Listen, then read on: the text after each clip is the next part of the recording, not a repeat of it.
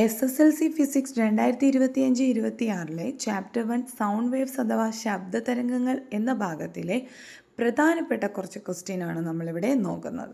Okay, 384 heads സ്വാഭാവിക ആവൃത്തിയുള്ള ഒരു മേശയിൽ 512 ഹെഡ്സ് ആവൃത്തിയുള്ള ഒരു ഉത്തേജിത ട്യൂണിംഗ് ഫോക്കിൻ്റെ തണ്ട് അമർത്തുക. സന്ദർഭത്തിൽ മേശയുടെ കമ്പനത്തിൻ്റെ ആവൃത്തി എത്രയാണെന്നാണ് ചോദ്യം. എത്രയായിരിക്കും? 512 ഹെഡ്സ് ആയിരിക്കും അല്ലേ? അതായത് ഇവിടെ പ്രണോദിത കമ്പനം അഥവാ ഫോഴ്സ്ഡ് വൈബ്രേഷൻ ആണ് പറയുന്നത്. Frequency of vibration at this instance is 512 heads.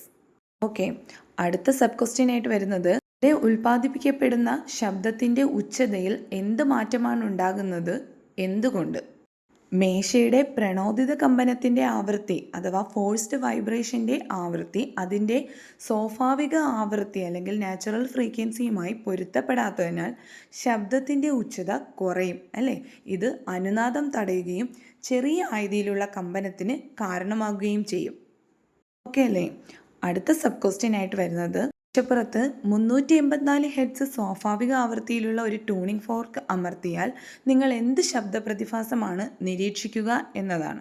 Tuning ഫോർക്കിൻ്റെ ആവൃത്തിയും മേശയുടെ സ്വാഭാവിക ആവൃത്തിയും സെയിം ആകുമ്പോൾ അവിടെ എന്ത് സംഭവിക്കും? അനുനാദം എന്ന പ്രതിഭാസം നിരീക്ഷിക്കപ്പെടുകയും അതിൻ്റെ ഫലമായി ഉച്ചത്തിലുള്ള ശബ്ദം ഉണ്ടാവുകയും ചെയ്യും അല്ലേ? അവിടെ റെസണൻസ് ഉണ്ടാവും അല്ലേ? Phenomenon of resonance will be observed അല്ലേ?